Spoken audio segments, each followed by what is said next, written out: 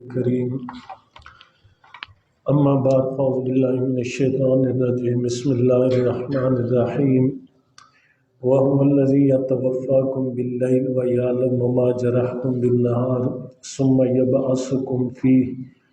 لیقضی اجل مسمی ثم الیہ مرجعکم ثم ینبئکم بما کنتم تعملون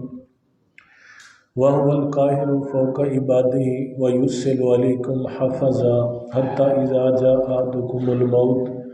تَوَفَّتْهُ رُسُلُنَا وَهُمْ لَا يُفَرِّطُونَ صدق اللہ العظیم وبلغنا رسول النبی الکریم الصلاۃ والسلام علیک یا سیدی یا رسول اللہ وعلی آلک وصحبک یا حبیب اللہ۔ عزت و احترام کے لائق نمازی بھائیوں، دوستوں، بزرگوں، اللہ رب العزت کا لاتعداد مرتبہ شکر کہ جس کی توفیق سے درس قرآن کی ان بابرکت گھڑیوں میں ہم سب حاضر ہیں۔ دعا ہے کہ خالق کائنات یہ گھڑیاں ہم سب کے لیے نجات اور بخشش کا ذریعہ فرمائے۔ سورہ انعام کی آیت نمبر 60 اور 61 میں اللہ رب العزت نے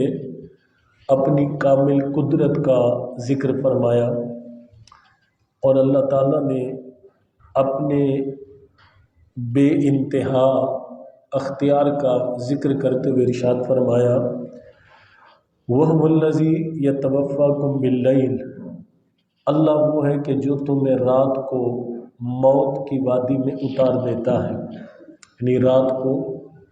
یعنی یہاں سے مراد جو موت ہے اس سے مراد رات کی نیند ہے۔ جو نیند ہے اس کو موت کی بہن کہا جاتا ہے۔ اللہ وہ ہے کہ جو تمہیں رات کو فوت کرتا ہے وَيَعْلَمُ مَا جَرَحْتُم بِالنَّهَارِ، اور جو تم دن کو کماتے ہو اللہ اس کو جانتا ہے۔ یعنی جب ہم سو جاتے ہیں تو انسان سونے کے بعد نہ ایسے دیکھ سکتا ہے جیسے وہ جاگتے ہوئے دیکھتا ہے، سو جانے کے بعد نہ انسان ایسے سن سکتا ہے جیسے وہ جاگتے ہوئے سنتا ہے، سونے کے بعد انسان نہ ایسے حرکت کر سکتا ہے جیسے وہ جاگتے ہوئے کرتا ہے۔ یعنی ایک وقتی موت ہوتی ہے، ایک وقتی اللہ رب العزت کا امر ہوتا ہے کہ ہم کچھ دیر کے لیے ایسی کیفیت میں چلے جاتے ہیں کہ ہمارا دیکھنا، سننا، بولنا، اٹھنا، بیٹھنا ویسے نہیں رہتا جیسے ہم جاگتے ہوئے کرتے ہیں، اور پھر اللہ تعالیٰ اس موت کے بعد ہمیں زندگی عطا کرتا ہے، ہم نیند سے بیدار ہوتے ہیں، اٹھ جاتے ہیں، اپنے کام کاج میں لگ جاتے ہیں۔ اور یہ بات بتانے کا مقصد یہ ہے کہ جو لوگ مرنے کے بعد زندہ ہونے کا انکار کرتے ہیں، یا جو کہتے ہیں کہ بس بندہ مر گیا تو معاملہ ختم ہو گیا، یہ ذکر اللہ اس لیے فرما رہا ہے کہ جو رب تمہیں نیند کی شکل میں موت دینے کے بعد جگانے پہ قادر ہے،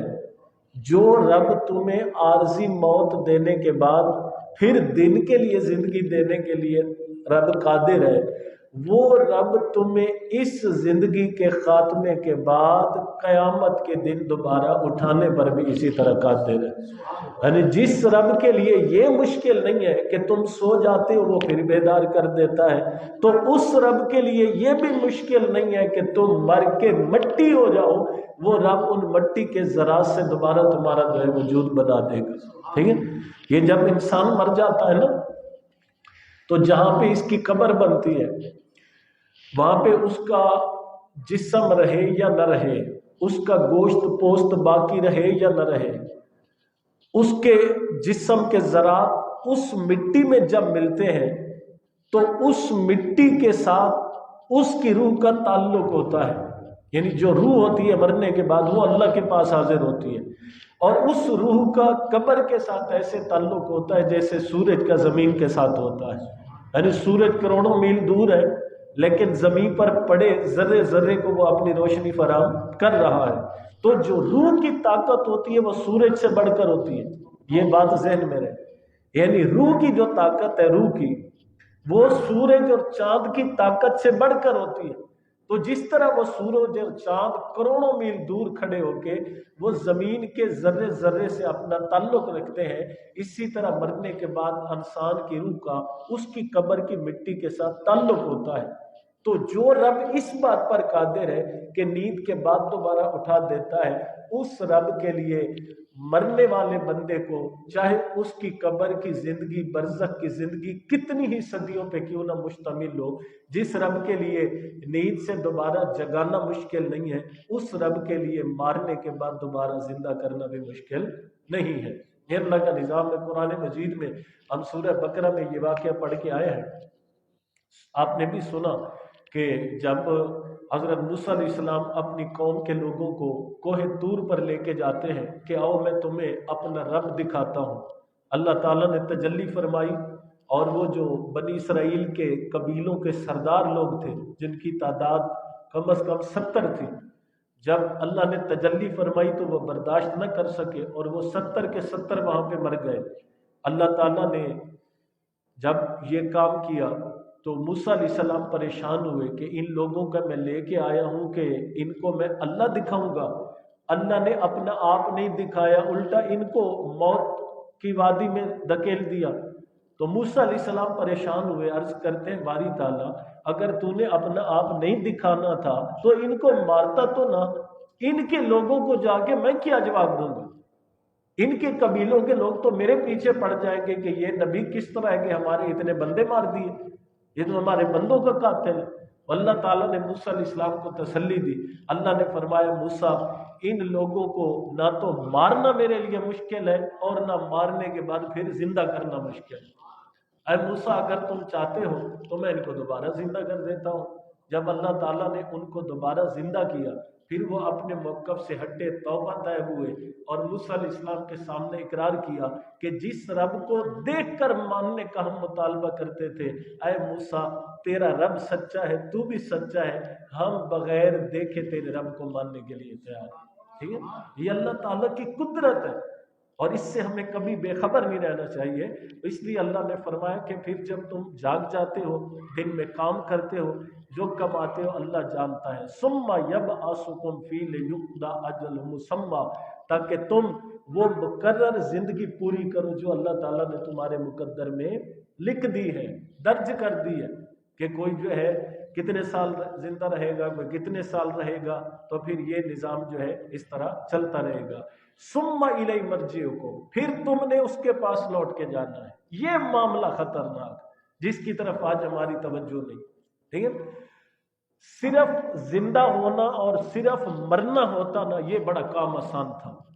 بس بھئی بندے زندہ ہو رہے ہیں مر رہے ہیں، 1.5 سال معاملہ ختم، ٹھیک ہے، نظام دنیا ہے، مسافر خانہ ہے۔ میاں صاحب فرماتے ہیں نا کہ اے دنیا مسافر خانہ، کوئی آوے تے کوئی جاوے، کسے دا کیے زور محمد تھے پکے ڈیرے لاوے، ٹھیک ہے، وہ کسی نے پکے ڈیرے نہیں لگانے، یہ آنا جانا مسافر خانے سے لگا رہنا ہے۔ لیکن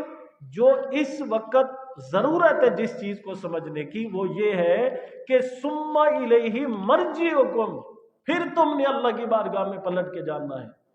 ثم ینبئکم بما کنتم تعملون، پھر وہ رب تمہیں آگاہ کر دے گا جو تم کرتے رہتے تھے، کرتے رہتے۔ مرنا ہوتا صرف بات ختم، معاملہ آسان ہے،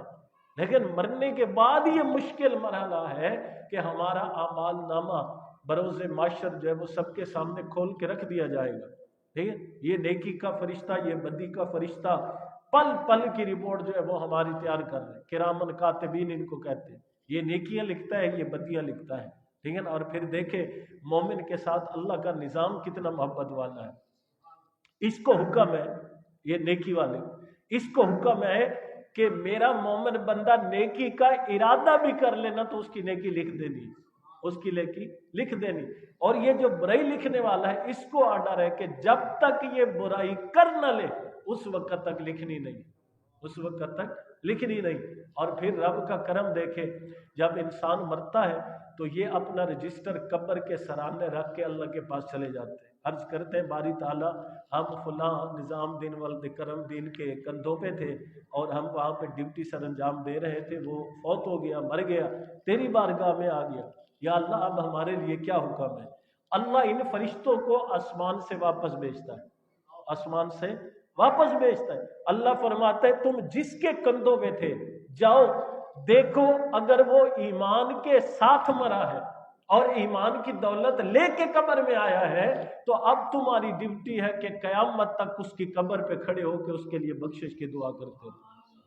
ٹھیک ہے، ان کی ڈیوٹی ہے کہ وہ قبر پہ کھڑے ہو کر یستغفرون، اس کے لیے بخشش کی دعا کرتے۔ اور اگر اللہ نہ کرے مرنے والا پھر ایمان کی حالت میں نہیں جاتا یا کافر مرتا ہے تو پھر یہ فرشتے نئے پیدا ہونے والے انسان پر مسلط کر دیے جاتے ہیں۔ تو اس لیے اس چیز کی ہمیں ضرورت ہے کہ آج ہمارا آخرت پہ جو یقین ہے نا وہ ویسا نہیں ہے جیسے ہونا چاہیے۔ ہم یہ سمجھتے ہیں کہ جس نے مرنا تھا مر گیا، سو بات ختم۔ ٹھیک ہے، ہم تو ابھی ادھر ہی ہیں نا، ہم کون سا جانے لگے، ٹھیک ہے نا۔ گناہ کرتے ہوئے ہم یہ دلیل بناتے ہیں کہ یار وہ بھی تے کر لیا، میں کر لاں گا تو کی ہو جائے گا، ان نے کیتا ہے انہوں کچھ نہیں ہوا، میں کی ہو جائے گا۔ یہ دھوکے شیطان کی۔ تو مومن جو ہوگا جس کا آخرت پہ یقین ہوگا اس کے لیے ہر لمحہ یہ چیز ذہن میں ہوگی کہ یہ وقتی لذت ہے، وقتی معاملہ ہے، اگر یہ میں نے کر لیا نہیں معلوم کہ میرے مرنے کے بعد اس کی وجہ سے مجھے کتنی شرمندگی اٹھانی پڑے گی۔ فرمایا وَهُوَ الْقَاهِرُ فَوْقَ عِبَادِهِ، اللہ اپنے بندوں پر جو ہے مکمل وہ جو ہے اللہ قادر ہے۔ وَيُرْسِلُ عَلَيْكُمْ حَافِظًا، اللہ تمہارے اوپر نگہبان بھیجتا ہے۔ حَتَّى إِذَا جَاءَ أَحَدُكُمُ الْمَوْتُ، یہاں تک کہ جب تمہارے موت کا وقت آتا ہے، توفته رسولنا، ہمارے فرشتے روح قبض کرتے ہیں، وَهُمْ لَا يُفَرِّطُونَ، اور وہ ایک رتی برابر قصور نہیں کرتے، یعنی ایسا نہیں کرتے کہ زید کو مارنا تھا تو انہوں نے بکر کو مار دیا، یا بکر کو مارنا تھا زید کو مار دیا، مرد کی روح قبض کرنی تھی عورت کی کر لی، نہیں، بلکہ جس کا جب وقت پورا ہوتا ہے این اسی بندے کو جو ہے وہ جا کے روح قبض کرتے ہیں۔ حضرت اسرائیل علیہ السلام کے سامنے ساری کائنات کے لوگوں کی روحیں ایسے ہیں جیسے ایک درخت کے پتے سامنے ہوتے ہیں، جب بھی جس کا وقت مقرر ہوتا ہے وہ ایسے روح قبض کر لیتے جیسے درخت سے پتے کو توڑ لیا جاتا ہے۔ اس لیے حضرت عمر فاروق رضی اللہ تعالیٰ عنہ اپنے خطبوں میں یہ بات ارشاد فرمایا کرتے تھے کہ حاسبوا قبل ان تحاسبوا، موتوا قبل ان تموتوا، مرنے سے پہلے مر جاؤ، حساب ہونے سے پہلے اپنا حساب خود کرو۔ ہر بندے کو پتہ ہے میں کتنا نیک ہوں، کتنا بد ہوں، کتنا اچھا ہوں، کتنا برا ہوں۔ تو وہ بندہ دیکھے اگر آج یہ میرا دن زندگی کا آخری دن ہے، اگر آج یہ میری رات زندگی کی آخری رات ہے اور میں اللہ کے پاس پیش ہو رہا ہوں تو میرے پاس دکھانے کے لیے کیا ہے؟ عمل ہے، ایمان ہے، نیکیاں ہیں، اچھائیاں ہیں، بھلائیاں ہیں۔ اگر اس کا ضمیر مطمئن ہے تو پھر انشاءاللہ خیر ہے۔ اور فرمایا ثم ردوا الی اللہ مولاهم الحق، تمہیں جو ہے حق یعنی اللہ کی بارگاہ میں جو ہے لوٹا دیا جائے گا۔ الا لہ الحکم، خبردار سب حکم اسی کے ہیں، وہ اسرع الحاسبین، اور اللہ تعالیٰ جلد حساب کرنے والا ہے۔ تو اس لیے ہم میں سے خوش نصیب بندہ وہ ہوگا جو اللہ کی اس قدرت کا، اللہ کے اس طاقت کا، اللہ کے اس اختیار کا جو ہے کامل یقین رکھے کہ میرا رب جو ہے میرے اوپر مکمل قدرت رکھتا ہے۔ جو رب مجھے نیند کے بعد بیدار کرتا ہے وہ مجھے مارنے کے بعد پھر اٹھا بھی سکتا ہے۔ میرا حساب کتاب ہونا ہے، میں نے اپنی اچھائیاں برائیاں سب جو ہے میری اللہ کے سامنے پیش ہونی ہے۔ تو میں کس پانی میں ہوں؟ اگر نیکیوں کا پلڑا بھاری ہے تو یہ اس کے لیے سعادت کی بات ہے۔ اگر اللہ نہ کرے شیطان اور نفس کے ورگلانے کی وجہ سے وہ ہدایت اور نیکی کے راستے سے دور ہے تو ہمیں کوشش کرنی چاہیے کہ ہم صراط مستقیم کو اپنی منزل بنائیں، اس پہ چلنے والے بنے تاکہ ہمارا خاتمہ، ہماری آخرت جو ہے حالت ایمان میں رہے۔ اللہ کے حضور التجا ہے کہ اللہ اس پہ عمل کی توفیق عطا فرمائے۔ اللہم صلی علی سیدنا و مولانا محمد عدد ما فی علم اللہ صلاۃ دائمۃ من دوام ملک اللہ رب یسر ولا تعسر وتمم بالخیر وبک نستعین۔ اللہم انا نسألک العفو والعافیہ والمعافاۃ فی الدین والدنیا والآخرہ۔ اللہم ربنا تقبل منا هذه الصلاۃ العصر ودرس القرآن مع جمیع الحاضرین کما تقبلت من النبیین والصدیقین والشہداء والصالحین، وصلی اللہ تعالی علی خیر خلق محمد وعلی آلہ وصحبہ اجمعین۔ جی جی جی جی جی جی نہیں ٹوٹتی جیڑا بندہ بھی دیکھو میں یہ گل پہلے بھی دسی سی کہ نماز دے اندر خیالات دا آ جانا یہ ایک فطرتی امر ہے، نیچرلی پرابلم ہے، یعنی کوئی بندہ یہ دعویٰ نہیں کر سکتا کہ مینوں نماز دے اندر خیال نہیں آتا، یعنی خیال دا آ جانا یہ کوئی ایشو نہیں ہے، خیال دا آ جانا خیال تے صحابہ کرام نے بھی آندے رہے۔ میں نے ایک دن بتایا تھا نا کہ حضور صلی اللہ علیہ وسلم کو ایک شخص نے دو ہیرے دیے تحفے میں، ایک یلو تھا ایک ریڈ تھا،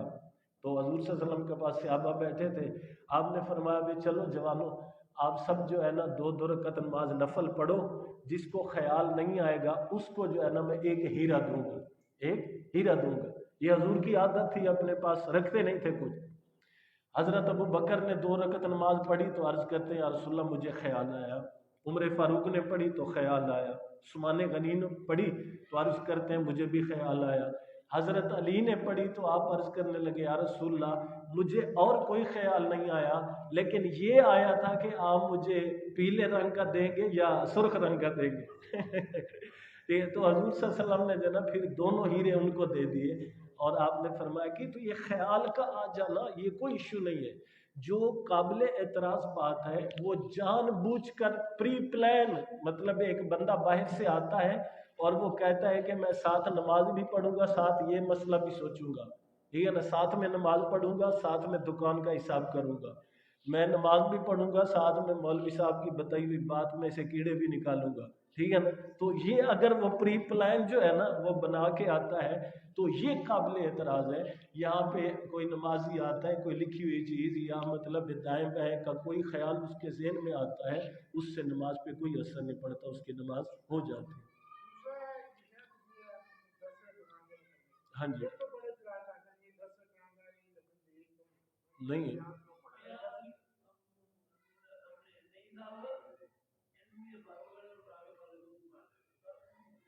ہاں جی ہاں اس کا تو حل ہے نا، مطلب ہے اگر کسی ہاں جی ہاں جی تو مسئلہ یہ ہے، ہاں نماز نہیں ٹوٹتی، بہرحال مسئلے کا جواب یہ ہے کہ یہ اس کا خیال آ جائے اس کا آ جائے نماز نہیں ٹوٹتی، ٹھیک ہے نا، ہاں جی۔ اور ویسے اپنا احتیاطاً جو ہے اگر کوئی بندہ اس پہ اعتراض کرتے تو اس کو موو کیا جا سکتا ہے، ایسے کھڑا کر دیا کریں کوئی مسئلہ۔ اللہم صلی علی سیدنا و مولانا محمد عدد ما فی علم اللہ صلاۃ دائمۃ بدوام صلی اللہ تعالی علی خیر خلقہ محمد